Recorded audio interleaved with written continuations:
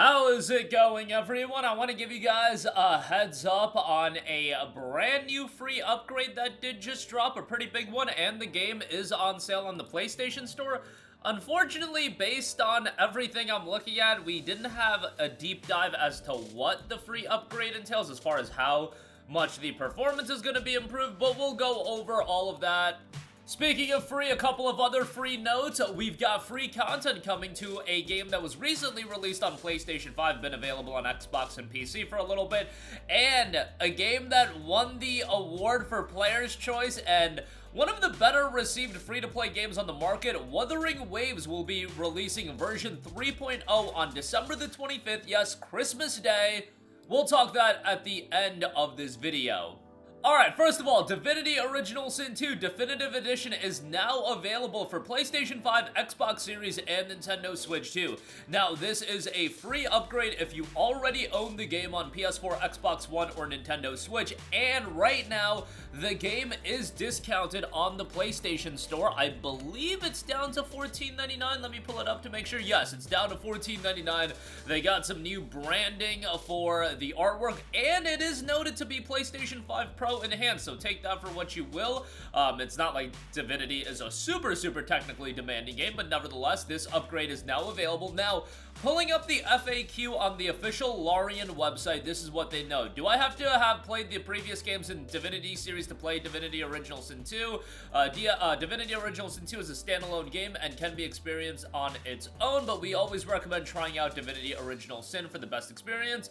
As far as the newly announced Divinity title, Divinity will offer a completely new story, but there's some continuity and characters for those who have played the previous games who might even pick up on certain things others may not. Does Divinity Original Sin 2 feature multiplayer? Yes, you can play alone in online multiplayer or with couch co-op as well. There's 5 playable races, and as far as the upgrade, they note it's not a remake or a remaster. This is your way to experience the classic Divinity Original Sin 2 on the current generation of consoles. Depending on your platform, you'll need to navigate to the game store, search for Divinity Original Sin 2 Upgrade Pack, which you'll be able to download for free. And if you would like to upgrade your copy of Divinity Original Sin 2 from Nintendo Switch to Nintendo Switch 2 or from PS4 to PS5 and are based in Japan, it will be 100 yen. But yeah, if you're stateside, it will be a free upgrade. Again, no notes as far as how the upgrade is being handled as far as performance improvements, things of that nature, but I would have to imagine it's probably going to run pretty darn well on the PS5. And again, it is PS5 Pro enhanced based on the store page listing, so there you go with that. That is available right now, and like I said, the game is discounted 75% off for $14.99, so certainly a good pickup on that.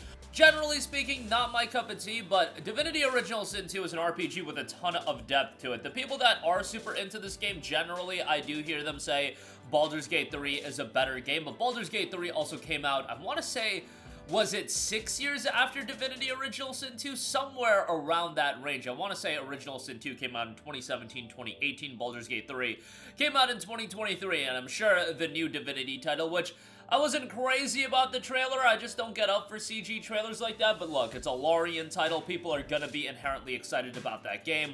I imagine it'll probably come out in 2027 or 2028. Still probably a long ways away. 27 is probably more likely. But yeah, Divinity Original Sin 2, free upgrade on that, available now on PlayStation 5. Moving on from that, Stalker 2 Heart of Chernobyl did drop on PlayStation 5 last month, and GSC Game World will be dropping a free content update for the game tomorrow, December the 16th, and this is going to be a fairly sizable content update. A new storyline will be included with 8 new quests, 7 new locations, 6 new characters, a new weapon, and a new hub, and all of that will be dropping for free. There is a set of new quests. Never forget your gear. No stalker embarks on an expedition unprepared. That's where the new weapon comes in handy. The GP37 V2 is a modified version of the GP37 rifle, crafted for the most tactically proficient players. It features a pre-installed suppressor and a low magnification scope. The trigger group has been modified to support single and burst fire modes only. New locations and places.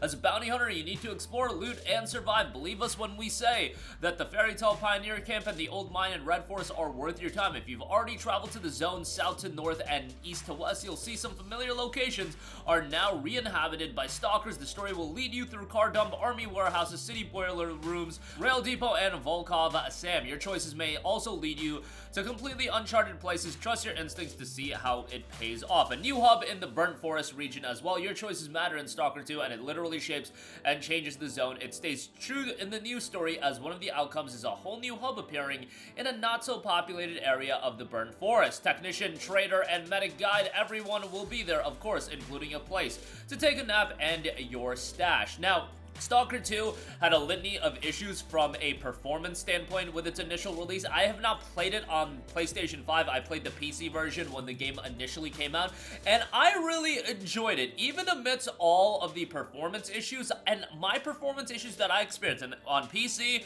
it's kind of a crap show. People have different expectations as far as what they consider to be unplayable performance. People have different experiences with how games run, even if they have better hardware. For me, the game ran fairly well. I think in my entire time playing the game, I had the game crash like twice, and yeah, there were certainly bugs, glitches, and performance dips, but for the most part, it was a totally playable experience, and we're talking right when the game came out. Like day one was when I was playing Stalker 2, but I enjoyed it. I thought the atmosphere in the game was great. I thought the story was pretty engaging, and overall, I think it's a decent time.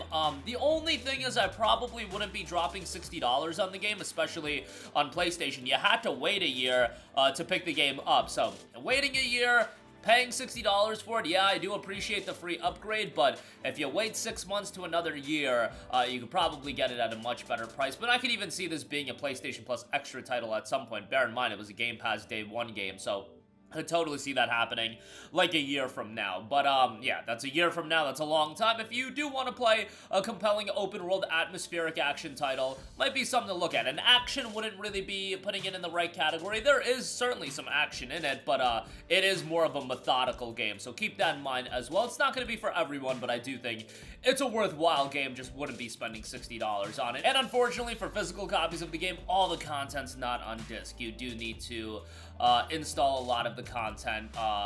You need to download a lot of the content, I should say. So that's always a bummer, but it is what it is. Lastly, Wuthering Waves been getting a lot of attention, and version 3.0 update, We Who See the Stars, will be launching on December the 25th. The game did win the Player's Choice for the Game Awards. It seems like Player's Choice is always going to go to these free-to-play titles, but it is what it is. Version 3.0 will introduce a new main quest, Chapter 3, Act 1, What Burns Beneath Frostlands, and Chapter 3, Act 2, Ode to the Second Sunrise, and a lot of other optimizations and improvements are noted as well. Main quest fast track event after version 3 goes live. Head to the Resonance Nexus during main quest chapter 1 and log into the terminal to unlock next stop.